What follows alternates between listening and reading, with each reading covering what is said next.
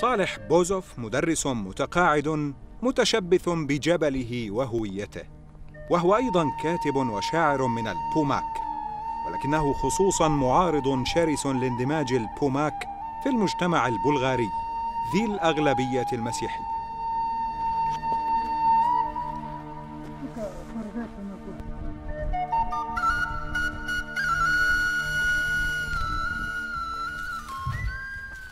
Те са трайност.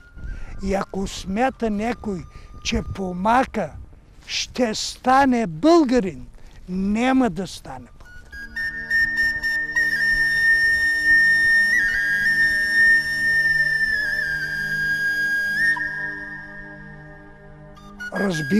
Разбира се. Какво значи да бъде възприет като българин? Още тогава се налагаше следното нещо. Умре помак. Отиват да го погребват. Придружава го човек, който ще наблюдава погребението. Секретаря на съвета тогава беше Любка Въргулева. Колежка моя и тя беше и директор след това на училище. Любка Въргулева проследяваше да носят помака в мъртвец с краката напред. А не, както е по традиция при помаците, с главата напред.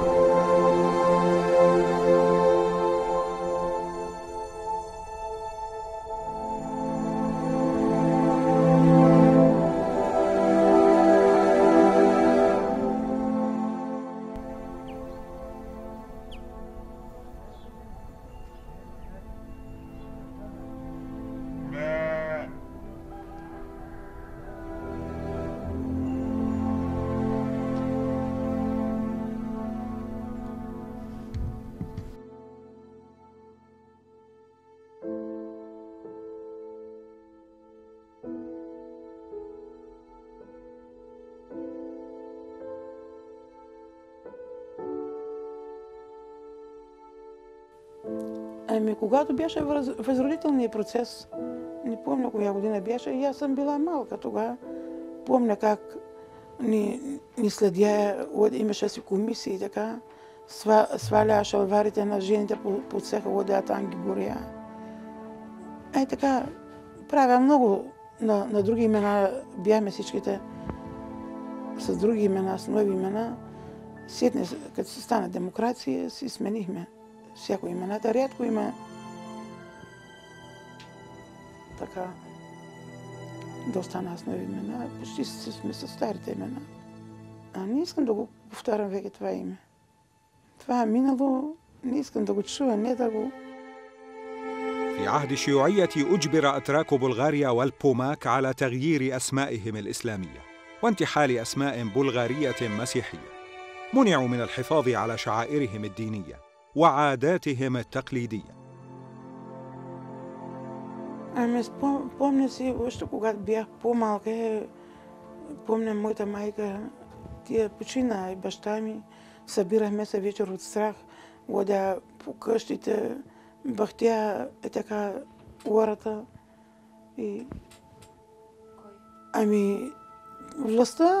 Властта си се кара на ората да не сме с такива имена, да не сме с таква униформа. Ми сваля така, като ги срещнат някой, който се запротива и кара по милицията. Имаше ора и за втора водия по тези работи. И така. Друго не помня. Иначе... не иска да си дадат имената. И изнасилва аората да сме с други имена, с български имена да сме. По тази причина беше. Всякой се криеше самостоятелно да си правят намаз. Джамиите се опита да фатат там звездите отгоре на минаретата, да затварят джамиите.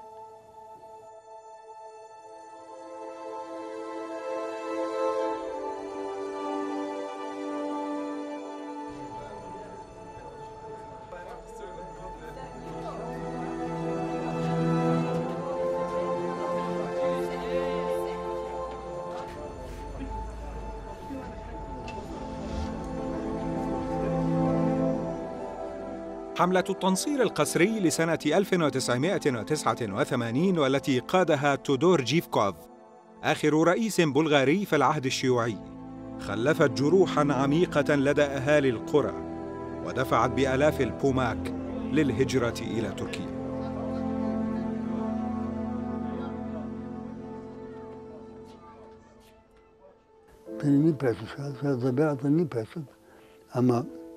Останките от комунистите и сега си варуват.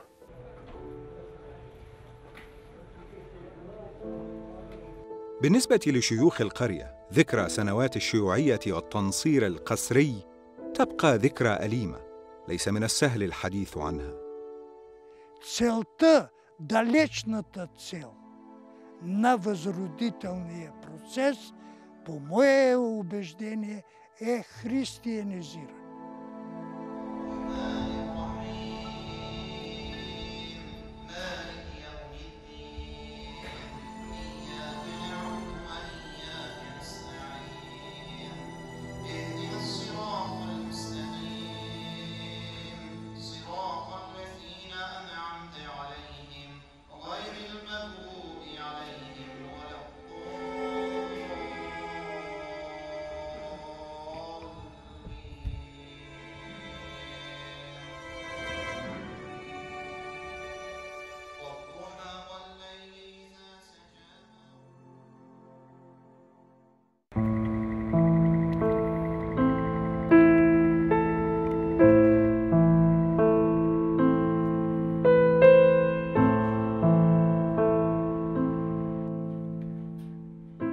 Казвам се Хайри Брахимбашев, бивш кмет на село Чепенци, където живеят предимно мюсюлмани. Сега в момента съм безработен. От днеска съм безработен. Строителството на джамията започва през 1992 година. Продължава 7 години до 1999 година. Строежа се извършва изцяло от местни хора, доброволен труд и средства от местното население.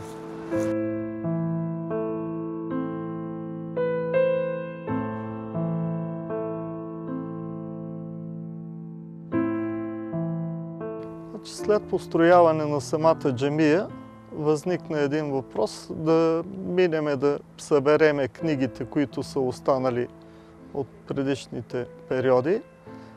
Организираха се млади хора инициативни, минаха по целия Смоленски район, Мадан, Рудозем, Смилян, Смолян и така нататък. Всички хора, които имаха такива книги, дариха ги с желание, направихме сбирка, обработиха се тук на место книгите и така направихме библиотеката. Значи книгите са предимно на персийски, османски и арабски език. Значи ние се гордееме, че освен молитвена сграда, в самата джамия успяхме да съхраниме и една история на Родопа планина. Направихме една библиотека, в която се съхраняват 400 ръкописа, 800 старопечатни книги и най-ценната книга за нас, мюсюлманите, така наречения Златен Коран, който датира от 14 век. Значи, след като беше предаден на хората, които се занимаваха с събирането на книгите, Корана беше реставриран в Национална библиотека в София. Значи, той беше обект на изследване от учените от Българска академия на науките. По техни данни, по начина на изписване на калиграфията, следите водят от бившите руски републики от Самарканд. Да, абсолютно. Значи вътре в самата библиотека има не само религиозна литература, има литература медицина, има астрономия, има математика. Така че това показва, че мюсюлманите са били образовани хора.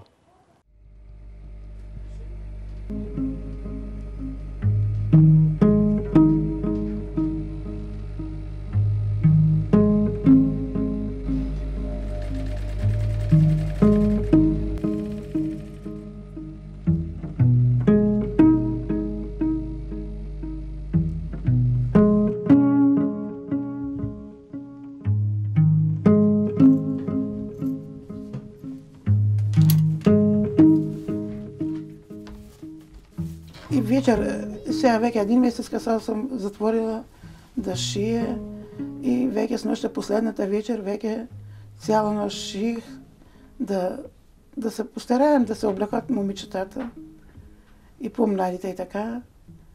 И така. Ами шие шалвари, престилки, фереджета, всичко каквото се нуждаят момичетата, всичко се шие. Има и други шивачки, но аз съм най-старата. И така. Ами да, обязателно трябва, непременно е една дрежка да си ушият за барян, толкова севап, че повече не бива. Трябва да си ушиеш някоя дрежка, да си имаш ново ушиено, да не го си носило. Сега да си я си купило е много важно за Курбан Байрам. Това ни е най-великият празник. Да.